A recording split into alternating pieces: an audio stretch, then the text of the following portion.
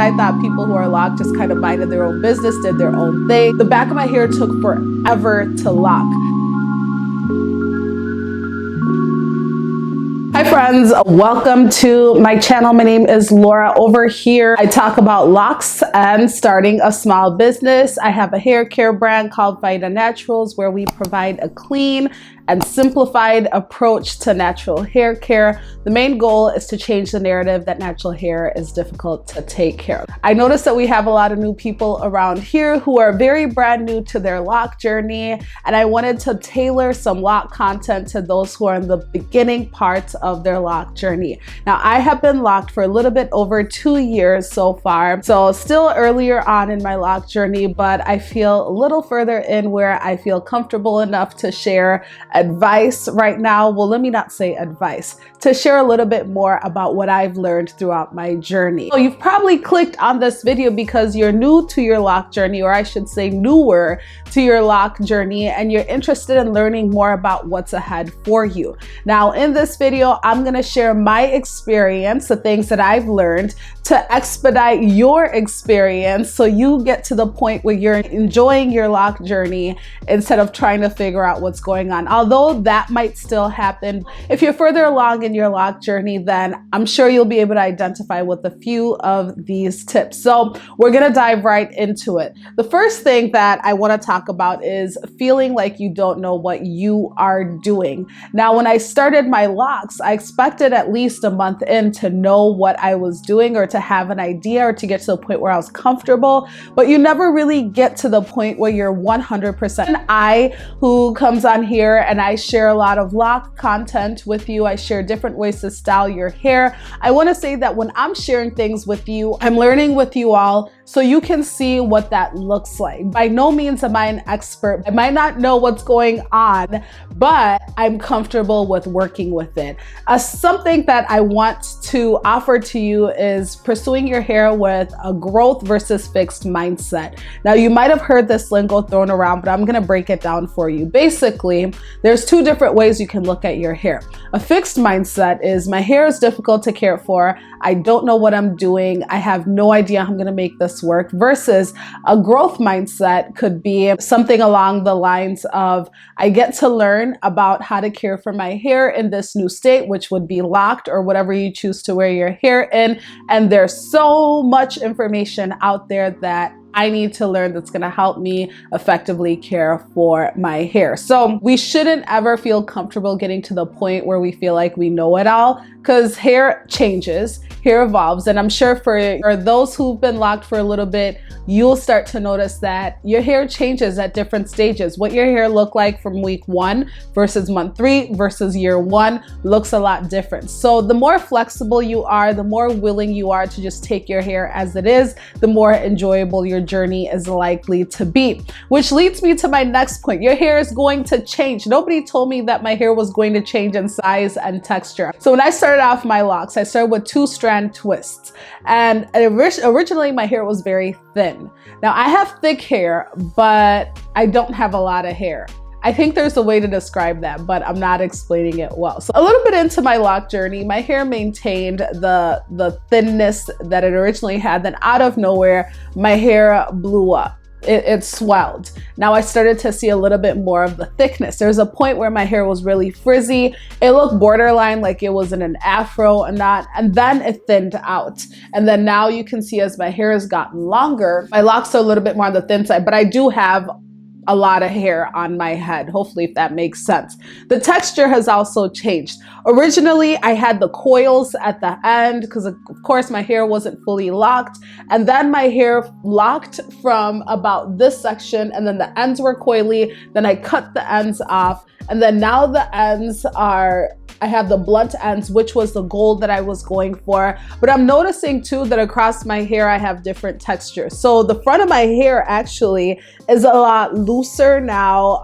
It's a lot softer than it used to be before when it was in its loose, natural state. The back of my hair has actually done a really good job locking, which wasn't always the case. When I first started, the back of my hair took forever to lock. I had loose hair hanging off the back, and I had to constantly retwist my hair back in the twist, which is another thing too that I should point out. With starting my hair with 2-strand twists, it wasn't a one and done thing. I had to continuously fix the twists. I had to retwist them till they fully locked. This leads me to my next point, growth. I think this is the best part of having locks. Now, I don't know about you, but in my journey, this is the longest I've ever seen my hair. And I'm going to explain why that is, because you're retaining length. When you're loose natural, you're probably over styling your hair. You're probably over processing it, over manipulating it, which doesn't give it time to retain length. What does retaining length mean? Basically, your strands are not falling out of your hair. So your hair might be growing at the root, but because of the hair care or because of the way we handle our hair, the ends just break up. So we never really get to see that true length. So my hair grew, and this wasn't an instant thing. It took time. I would say at about year 1 is when I started to see my hair take off, and right now it's continuously growing. Once you establish a routine that works well for you, you will start to see growth in your hair. Your hair is actually going to tell you what it likes and what it doesn't like. So if you notice that your hair is a little bit on the drier side, or if you notice that just something is off with your hair is trying to communicate and tell you something, which tells you to switch up your routine or to try something else to try and solve whatever problem that is. So growth is not a problem at all. Nobody told me my hair would grow as fast as it did. Even though it didn't feel like this in the beginning, my hair ended up growing. The next thing that I want to talk about is the emotional toll that locks takes on you, or the lock journey takes. Now, I've big chopped before. I've gone completely bald. I've also done like the teeny weeny afro. I've gone from relaxed to natural, but nothing prepared me for the emotional journey that locks took. And I think I have an idea of why this might be so. So watching your hair try to lock is a really challenging process, especially if you're a person who likes to have your hair look a certain way. If you like to be in control of your hair care, and I'll explain this. When my hair was loosely natural, if my hair was in an afro and let's say I did a twist out or a braid out and it didn't turn out, I could always slick it back or do something with it to try and fix whatever that looked like. And the language really shouldn't be fixing, but to try and feel a little bit more comfortable in my hair. But when you have starter locks, the frizz, you really can't do anything about, because that's just a part of the process. And I think the challenging part about it is if you haven't been on the journey before, chances are it's your first time and you're experiencing everything and you don't know what to expect. You don't know when it's going to end. So the journey becomes very emotional. I remember times I'd look at myself in the mirror and feel like, oh my goodness, what did I do? My hair looks a mess, even though it was a part of the process, but it's new, it's different, especially if you're not used to your hair looking like that. And the very fact that you just have to allow your hair to do what it does without any idea of how long it's going to take, I think is the part that was most frustrating for me. And then I started thinking about what beauty was. And this is actually part of what led to this channel, because I realized that I place so much emphasis on my hair. I place so much value on my hair, which is not a bad thing. But when that starts to impact your self-esteem and how you view yourself, and when you start shying away from doing the things that you used to do because you don't know what you don't like how your hair looks, or you feel like you constantly have to cover up your hair, then it becomes a problem. So it's an emotional journey. I would say not everybody goes through this journey emotionally, but for me personally, it was very emotional. And even having to explain what I was doing to my hair was challenging. That's my other point. You will get questions. You don't have to give answers. You don't owe anybody an explanation of what you're doing with your hair, what your hair is doing, basically. I shared before about different instances where I'd get different comments. I even faced unfortunate comments at my workplace where somebody compared my hair to a dog's hair, the dogs that have dreadlocks in them. But just learning how to work through that as a loose natural, I think people are more comfortable with afros than locks. So once I transitioned to the lock side, because I didn't know, I was frustrated that I couldn't explain what I didn't know, which led to a whole cycle of different things. So expect this might be an emotional journey for you. I think the hardest part too is just not knowing what to do. That's really hard for me. I'm all about problem solving, figuring out solutions, figuring out something that can work. I remember if I needed to do something with my hair, I would figure out what to do with it. If I couldn't get, I remember back in the day when sew-ins were in, if I couldn't get a sew-in, I'd quickly do a quick weave or something. But with locks, there's really nothing you can do, and it forces you to learn how to embrace your hair, which is the next point that I want to get.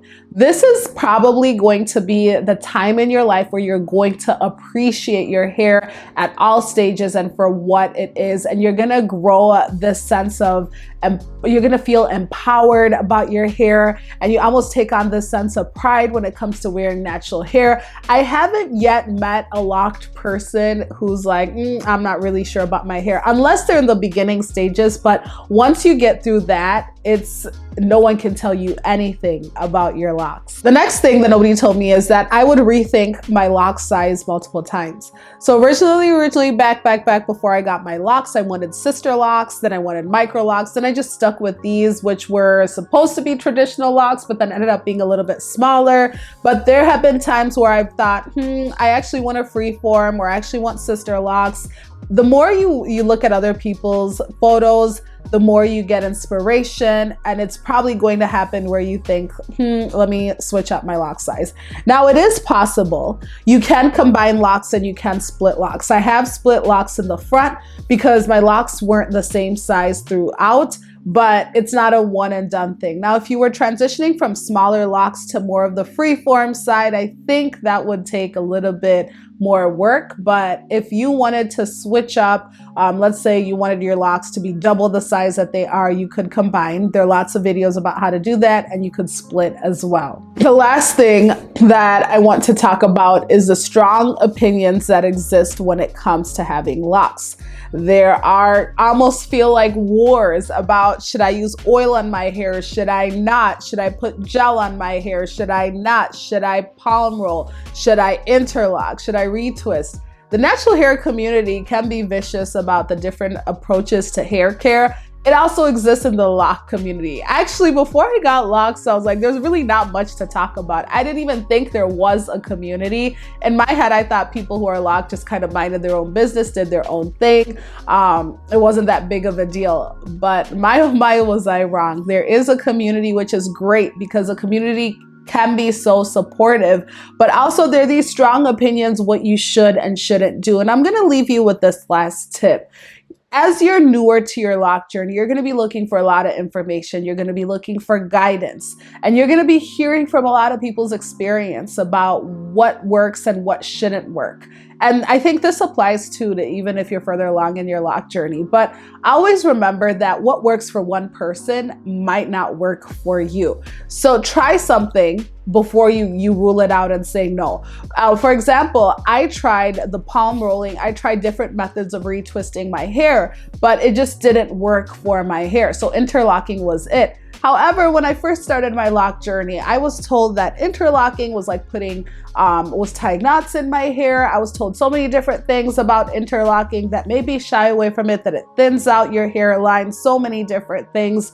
And I was a little bit nervous about it. But once I got to the point where I'm like, I can't keep retwisting my hair, it felt like weekly, just because I don't want to interlock. I tried interlocking, and it's the best thing that I could have ever done. It works well for my lifestyle, and I can do it. It works well. So those are the different things that I have to share about expectations that you should have on your lock journey. This journey is so great. And if you are newer to your lock journey, congratulations for making this really big decision. It's not a decision that's easy to make for everybody. Some people it's easier, but it's definitely a decision that you're not going to regret. So I want to hear from you. What was the most challenging part of your lock journey? If you're farther advanced, I'd love to know. If you're newer in your lock journey, what are some questions you have, or what are some some things that you are nervous about, or what are some challenges that you're experiencing? Comment below and let's keep the conversation going. Otherwise, thank you so much for watching this video. I will see you on the next video. If you haven't checked out the FAIDA Naturals website yet, go ahead and check it out and see what we have to offer.